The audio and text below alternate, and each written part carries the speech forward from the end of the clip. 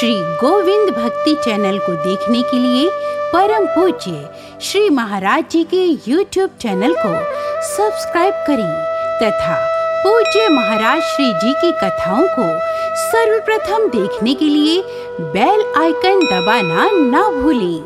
तं वटुं वामनं दृष्ट्वा मोदमाना महर्षय। तं वटुं वामनं दृष्ट्वा मोदमाना महर्षयः। कर्माणि कारयामासु पुरस्कृत्य प्रजापतिं। पुरस्कृत्य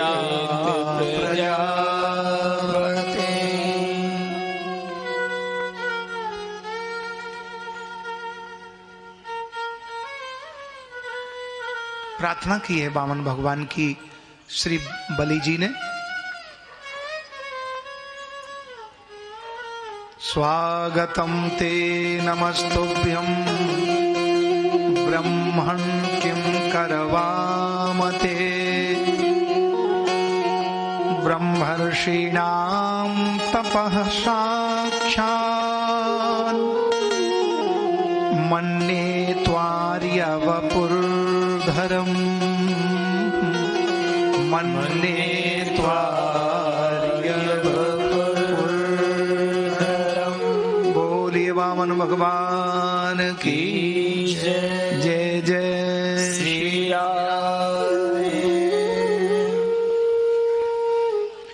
इस प्रकार वामन भगवान ने 3 पग पृथ्वी की याचना की, 3 पग पृथ्वी का संकल्प लिया और विराट रूप धारण करके एक पग से संपूर्ण ऊपर के 7 लोक नाप लिए और दूसरे पग से नीचे के 7 लोक, और तीसरा कदम कहां रखें? हे बलि, तुम मिथ्याचारी हो। बलि ने चरणों में प्रणाम किया, कहा प्रभु धन बड़ा होता है कि धनवान? अरबों खरबों की संपत्ति हो, 2-4 क्विंटल सोना हो, हीरा डायमंड हो, और आदमी मर जाए तो वो किसका होता है? फिर उसका धन ही खत्म हो गया तो धन की कोई वैल्यू नहीं। धनी मर गया तो धन की कोई वैल्यू नहीं। तो बोले प्रभु धन से बड़ा धनवान होता है, धन की कीमत धनी से है, धनवान बड़ा होता है। भगवान खुद कह रहे हैं। बलि ने पूछा प्रभु धन होता है बड़ा कि धनवान? बोले धनवान बड़ा होता है, धनवान से ही तो धन की महिमा है। तो बोले प्रभु अभी तो आपने हमारी संपत्ति नापी है और तीसरा चरण आप मेरे सिर पर रख दीजिए, मेरा वचन पूरा हो जाएगा, मेरी अर्जी है। भगवान ने बलि के मस्तक पर अपना सिर रखा है। जैसे ही बलि के मस्तक पर सिर रखा, चरण भगवान ने बलि के सिर पर अपना चरण कमल स्पर्श किया तो प्रहलाद जी प्रकट हो गए। धन्य है प्रभु, क्योंकि बलि के वंश में ही, प्रहलाद जी के वंश में बलि का जन्म हुआ। महाराज प्रहलाद के पुत्र विरोचन हुए, विरोचन के पुत्र बलि, और बलि ने भगवान के चरणों में समर्पित करके प्रहलाद जी प्रकट हुए। बोले धन्य है प्रभु, ऐसी कृपा तो आपने मेरे ऊपर नहीं की जो कृपा आपने मेरे प्रपौत्र के ऊपर की है। धन्य है नाथ आपकी लीला। भगवान प्रसन्न हो गए। हे बलि, तुम्हारी समर्पणता पर मैं अत्यंत प्रसन्न हूं, वरदान मांगो। बलि बोले प्रभु जो मैं चाहता हूं वो होता नहीं, और जो आप चाहते हो वो हो जाता है, इसलिए अब मुझे कुछ नहीं चाहिए। जहां आप भेजोगे वहीं रहूंगा, जो दोगे वही लूंगा, मैं कुछ नहीं चाहूंगा।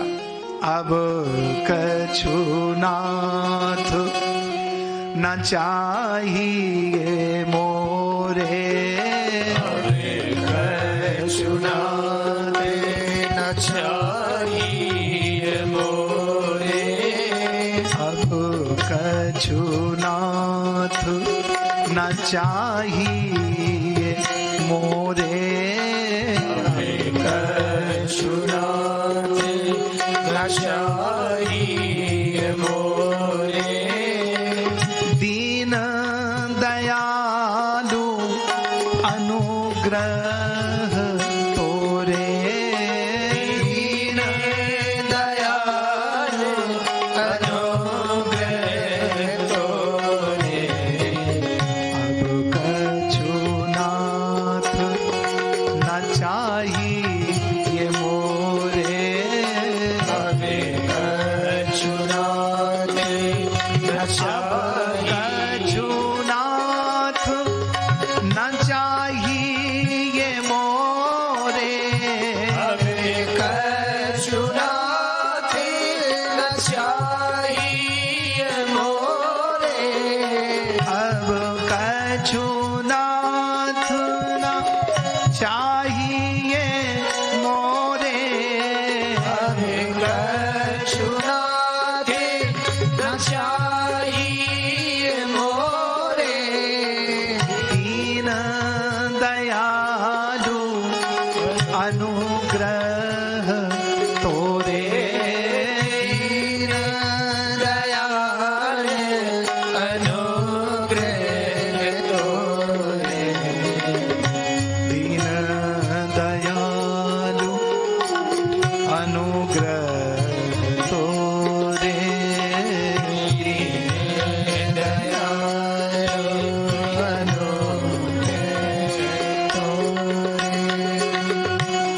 अब कछु नाथ न चाहिए मोरे अब कछु नाथ न चाहिए मोरे दीन दयालु अनुग्रह तोरे दीन दयालु अनुग्रह तोरे अब कछु नाथ न चाहिए मोरे अब कछु नाथ न चाहिए मोरे दीन दयालु अनुग्रह तोरे दीन दयालु अनुग्रह तोरे अब कछु नाथ न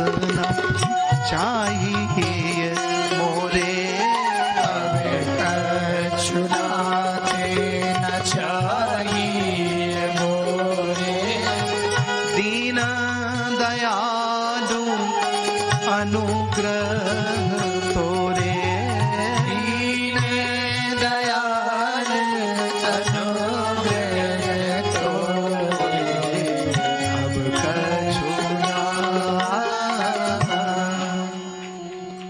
हे प्रभु,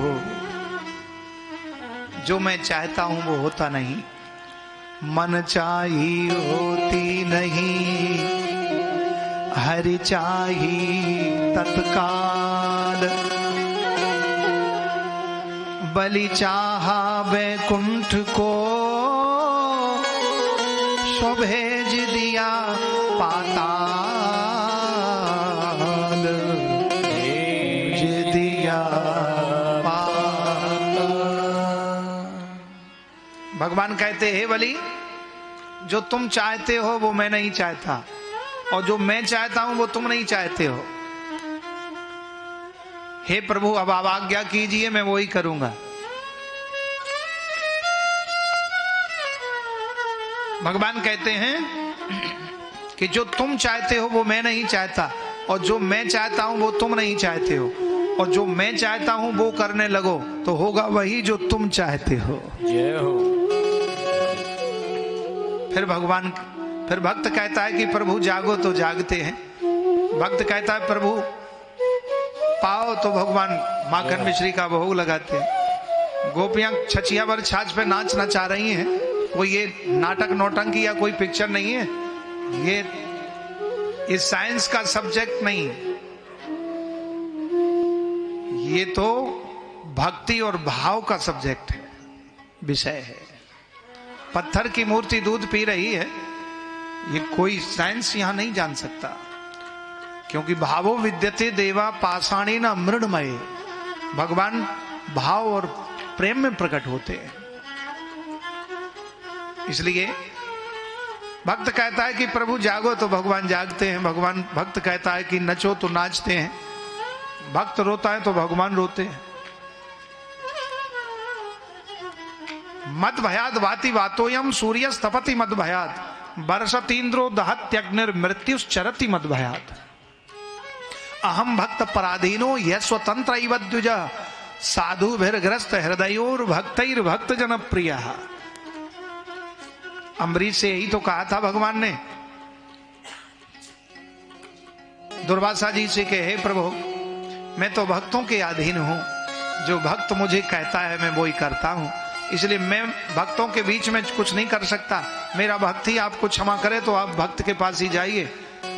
फिर आश्रमित व्याकुल भय शोका,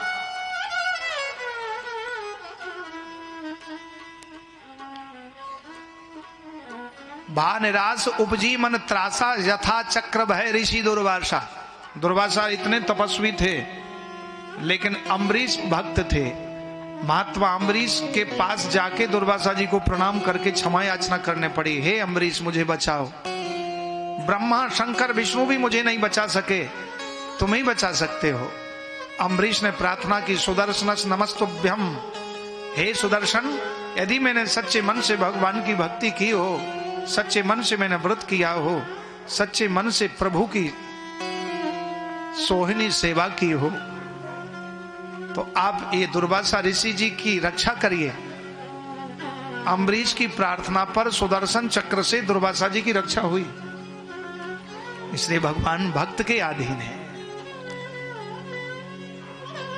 भक्त्या तुष्यति केवलम न च गुणैर भक्ति प्रियो माधवा।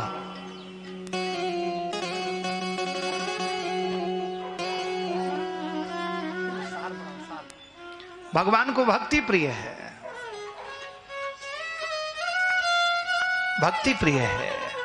अहम भक्त पराधीनो यह स्वतंत्र इव द्विजा, भक्तों के अधीन है भगवान। इस प्रकार वामन भगवान ने बलि को सुतलोक का राज्य प्रदान किया, इंद्र को स्वर्ग का आधिपत्य प्रदान किया, और वामन अवतार के समान मत्स्य अवतार की कथा श्री सुखदेव जी ने राजा परीक्षित जी को श्रवण कराई। और इसके पश्चात भगवान ने अनेक लीलाएं की। श्री सुखदेव जी कहते हैं, परीक्षित, भगवान दीन बंधु दीनानाथ हैं, दया के सागर हैं। जो भक्तों के आश्रय रह करके भगवान की भक्ति करता है, भक्तों के आश्रय रह के भगवान की भक्ति करता है, तो भगवान उसको शीघ्र मिल जाते हैं।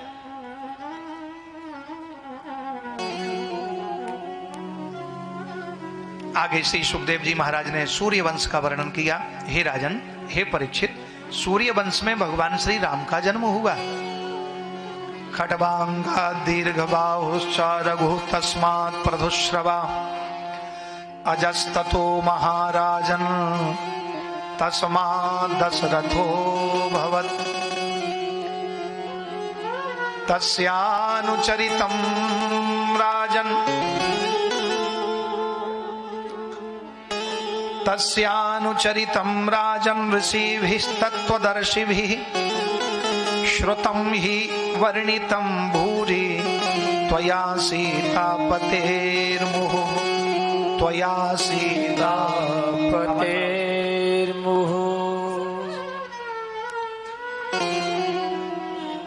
श्री सुखदेव जी कहते हैं, परीक्षित,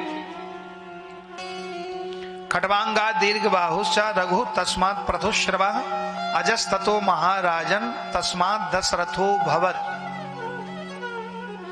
तस्यापि भगवानेसा साक्षात् ब्रह्ममयो हरिः अंशांशेन चतुर्थागात् पुरुषत्वं प्रार्थिता सुरैः पुत्रत्वं प्रार्थिता सुरैः राम लक्ष्मण भरत शत्रुघ्न इति संज्ञया।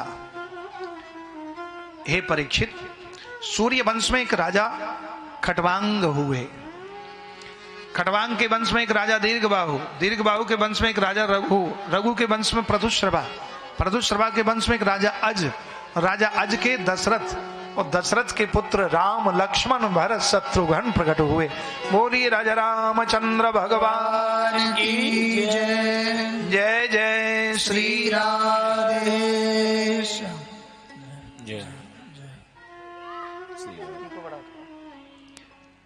ये भगवान के वंश का वर्णन किया गया है। श्रीमद् भागवत में 2.25 अध्यायों में राम कथा का वर्णन किया गया। राम जी के जन्म की कथा है और बाकी संक्षेप में है। बाकी राम कथा में तो 9 दिन में भी पूरी नहीं होती, तो एक श्लोक में ही पूरी रामायण श्री सुखदेव जी ने संक्षेप में बताई। हे राजन, गुरुवर थे त्यक्त राज्यो व्यचर धनुबनम पद्म पदभ्याम प्रियाया पाणिस्पर्शा क्षमाभ्याम रजित पथ रुजो यो हरीन्द्रानुजाभ्याम वैरूप्याः शूर्पणख्याः प्रिय विरह रुषा रोपित भ्रू विजृंभ त्रस्ताब्धिर्बद्ध सेतु खलदवदहना कौशलेन्द्रो बतान्नः कौशलेन्द्रो बतान्नः। भगवान प्रभु श्री राम जी का प्राकट्य हुआ और प्रकट होते ही गुरुवर थे त्यक्त राज्यो व्यचरद अनुवनम पद्म पद्भ्याम प्रियाया। गुरुकुल में बाल्यावस्था में ही गुरुकुल में पढ़ने के लिए गए। गुरुकुल में क्यों? क्योंकि गुरुकुल में पढ़ाने से संस्कार आते हैं और बाहर अन्यत्र जगह पढ़ाने से संस्कार खत्म होते हैं। चक्रवर्ती धर्म सम्राट राजा दशरथ अपने पुत्रों को पढ़ाने के लिए बहुत बड़े हॉस्टल में भेज सकते थे, बहुत बड़ी जगह सारी सुख सुविधाएं होती, लेकिन वहां नहीं भेजा। कहां भेजा? गुरुकुल में भेजा, क्योंकि गुरुकुल में संस्कार अच्छे आते हैं और गुरुकुल में उठना बैठना बोलना। और जब सीख करके आए राम लक्ष्मण भरत शत्रुघ्न गुरुकुल में गुरु वशिष्ठ जी के यहां से, तो जब वापस आए अयोध्या में तो सुबह उठ करके प्रातः काल 4 बजे माता पिता के चरणों में प्रणाम करते हैं। दशरथ जी का हृदय गदगद हो जाता है। माँ कौशल्या के नेत्रों में प्रेम अश्रु बहते हैं। धन्य है गुरुदेव ने कैसे अच्छे संस्कार मेरे पुत्रों को दिए। छोटे छोटे मेरे राजकुमार उठते ही पहले प्रणाम करते हैं।